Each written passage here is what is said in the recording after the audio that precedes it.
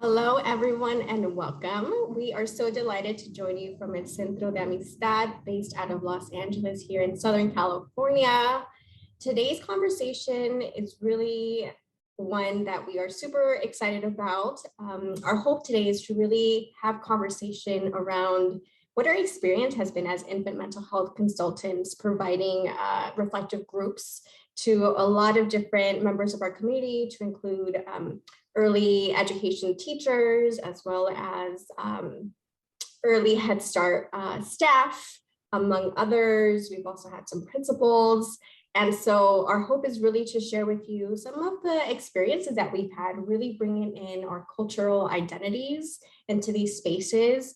And hopefully, we hope that in this conversation that we can just get some food for thought around how bringing that part of our parts of ourselves into these spaces can really impact the experience that participants are having, and in them having these transformational experiences, how it really does trickle down to the effect it has on the children and the families that they support. So with that, our first question for today, which Sarah Parnas, so happy to have you. Sunny Cho, also super excited to have you. My name, Jenny Lopez. Our first conversation that we will be munching on together will be, what are some ways that our own identity, in particular our cultural identity, has played a role in the way that we've been facilitating groups? How has that helped participants essentially feel felt, heard, and seen? And so we can gather your thoughts, everyone. I can go first, Sunny, if that's all right with you. I think for me, when I really started running these groups, I was really aware of how my cultural identity, I identify as half Hispanic, half white, but I also present as white, as Caucasian. And so with my participants in my groups, all being women of color. And as I was starting to run these groups, there were a couple of participants that identified as Black, and it was around the time that George Floyd was murdered. And I would just became very aware of the racial differences in the room and really felt like I had to name what was happening here and also explore what it was like for these participants to engage with me as I'm holding space for them in the reflective process. And so it took really intentional conversations and asking and checking in about how I myself was being perceived, how they, I was really conscious of the fact that I didn't want them to hold the Black experience in the room and feel like they had to educate me or share or educate other women in the group about what was going on. And so it seems like a pretty centralized topic that we had to kind of actively discuss. I'm curious about what your experiences were. Yeah, I think for myself, I think it's been an interesting kind of personal time of growth in a way, because all my life as an Asian American immigrant here, I spent a lot of time trying to assimilate, right? And there's a bit of advantage you get as an Asian American, which I also think it hurts us, and that we feel a little, we can wiggle in between these spaces of color, or sometimes we get to kind of hide, right? Because we're kind of in the middle of the roadway, and so there are times when I choose to become silent in our conversations, and I have to I have to be brave in order to feel seen or heard and be understood. And recent changes with Asian hate, or Stop Asian Hate, being kind of putting us on the map of race conversations, right? yeah, I thought it was interesting, even for myself personally, having to, kind of wiggle through that conversation when everything was happening in the beginning of pandemic, and now feeling somehow that that we are seen, we are forced to be seen in this race conversation. Um, yeah, I found myself kind of wanting to bring that in our spaces also. And I remember sharing about that. And I forget the context why it came out, but I felt the need to share as to probably connect with the participants and say, hey, these things, I'm going through it as much as you are going through it. Mhm. Uh, and yeah, I think just trying to process, I'm still trying to process all of that. But I think personally for myself, yeah, just kind of wanting to grow in my ability to kind of hold both, as we were talking about in the past, hold both s- being in that safe place to like brave place, and recognizing that that there could be a range of where people are in terms of being able to talk about how our culture plays an impact, not only in our personal lives but with the children that we work with our colleagues. And I would yeah, I think that's just something that I am personally walking away with, that I need to be stretched in that, so that I can encourage others to become aware of where they're at, and then also kind of grow towards, being able to be both safe and brave at the same time. So Yeah. yeah, anything Thank else? you for sharing that. Mhm. Appreciating the recognition of both of those, right? Being safe, being brave. And I think that really reminds me of my own experience also. Um, I love to reflect on like my earlier time in consultation when I first started. I remember, as you're bringing yourself in, Sunny, that there were a lot of unknowns, but there was something really magical about my first groups being other Latina women. A lot of these women, mid-20s and older.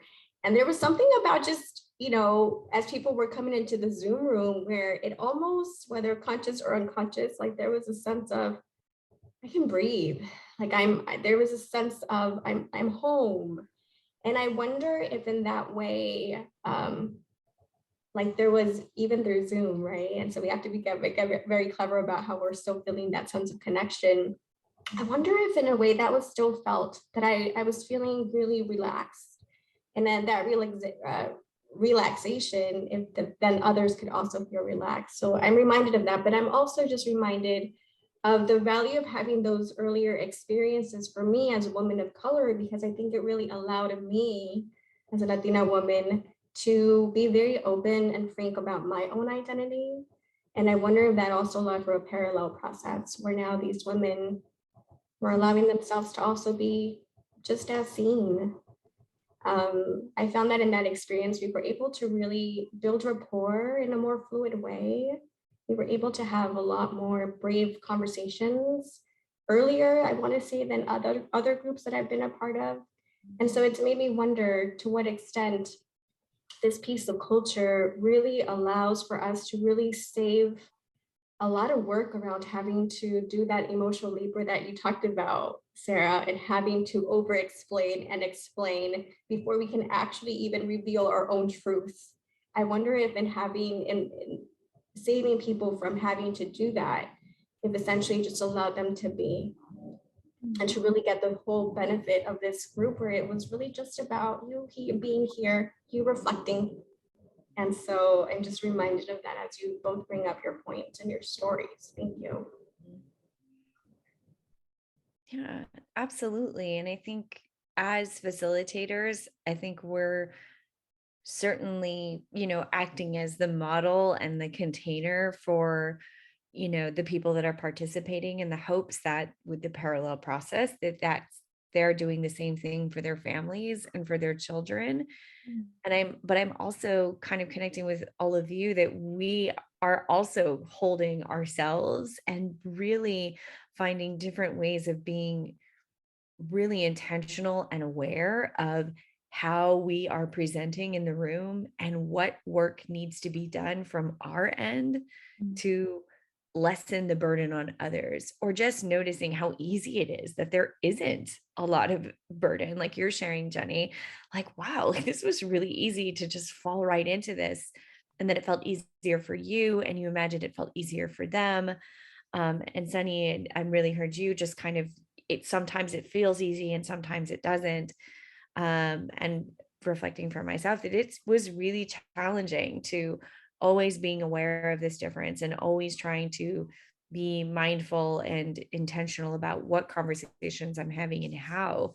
Um, so I'm just curious how, for you all, how did your group participants respond to these kind of conversations that you were having? How did you see them engaging with each other, with you, maybe in new or different ways?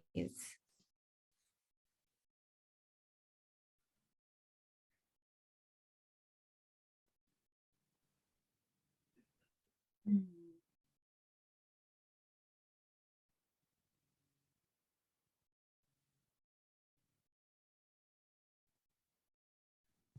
We really find ourselves thinking about this one. Yeah. Yeah, there was a lot in that question, Sarah. But yeah, no, what I definitely recognized was that, again, and I hope I'm not sounding like a tape recorder here, but again, there was this sense of comfort. And so what I mean by that is that people allowed themselves to use their jargon, to speak in Spanglish, to use Spanish words, to bring in their humor, to be totally okay, just hi to one another, you know. It was just a sense of relaxation where people really just tapped into what it was that they were needing. And so if they were needing to say hello to a friend, that's what they did, right? If they were needing a space to just talk about the challenges of listening to conversation around care and self-care and recognizing, right, the cultural piece of like, what do you mean taking care of myself? And being very honest about the shame that comes with that. There's just, again, just wanting to provide examples of the level of comfortness that I witnessed and was able to also experience myself. I found that to be really profound. Yeah. I think for me, I wonder if as I've been kind of, going back and forth and like learning to see my own self in this whole context of Asian Americans become kind of coming into light in a way, or getting some visibility. I wonder if that was also the participants' experience too. Like they're not sure, like I don't know how much experience they've had relationships with an Asian American in particular. But I think back to my early groups, and they were predominantly Latina women. And I do remember feeling a little bit of like shift in terms of rapport and connection when I brought in my immigration story. And so to kind of, just kind of, thinking about having to shift the way I am, and that whole experience, people like really connected to that a lot. And so I guess, what I was trying to do is really just find common grounds to connect and realize, hey, we have a lot in common, even though I may look completely different and you have no idea what this might be about. That I had to put in some work to kind of say, hey, we have a lot in common. And I just see responses from that, right? So I think that's kind of been my experience with the other side, as I was thinking about. Yeah. What about you, Sarah?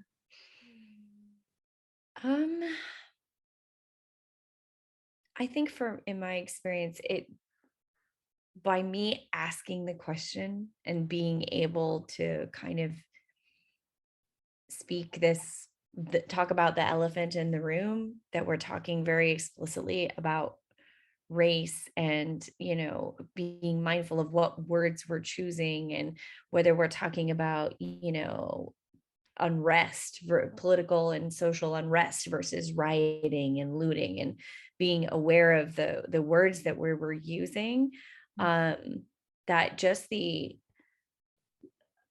participants recognize the amount of care that I was giving to my words, and I think used that same care with each other. I often heard participants say, did I get that right? Or how was that? Like, or I don't really know what word to use. And then they would be brave and say it anyway.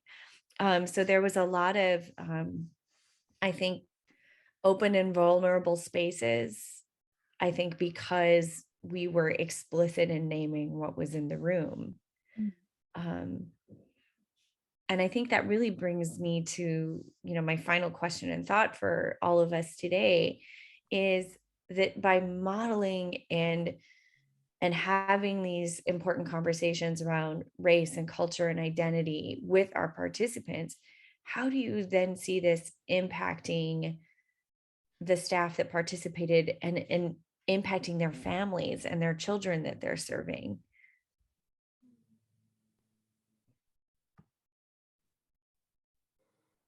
I think for me, I think it's a whole modeling process, right? That we're just in modeling, we're encouraging the modeling of someone else and so on and so forth. And my hope is that in them having this experience, and I also having the shared experience, that we can be encouraged to really just be ourselves, like allowing ourselves to just be our full selves. And I think that sometimes we might forget that. We might limit ourselves to thinking that it's really about the knowledge and the skills. And there's us as a tool, us and just being our full, authentic selves. And if anything, I would hope that that is something that we all gave ourselves permission to do, and that people felt encouraged to continue doing that and recognizing their value, their worth, and that it's just so important in that, in feeling connected, allowing ourselves to be felt and seen. Yeah. And I go back to the parallel process, right? And just like, what you shared, Jenny, like, I hope that they experience feeling held, not just as an early education or educator, but we were able to hold all of them, and the way they experience us too, that we're not just consultants who come in to talk about, support them with work, but really being able to hold them and all of them, and what they bring into work, and that they turn around and look at the children or the parents that they work with, and that their lens of seeing and beholding who they are would widen a little bit. Yeah. I absolutely echo that, ladies, that by intentionally having these brave conversations, whether it's really easy because we're alike, the people that we're having conversations with, or it's a little bit more challenging and you have to kind of move into the brave space and steer out of the safe space a little bit. My hope is that for all of the participants that are in our groups, because they've engaged in these spaces where they've experienced feeling seen and heard and understood, regardless of what culture that they're experiencing, and that they're able to then give that to their families and to their children, and hopefully maybe even be really aware of when there are cultural differences that show up in the classroom, and to be able to bring that into the room when it comes to disciplinary practices, when it comes to how are we reaching out to families, and what language are they preferring to speak, and who are we choosing to have these conversations with the families. But I'm hoping that by us stepping into these sometimes uncomfortable spaces, that they're also allowing permission, giving themselves permission to also step into those with their families.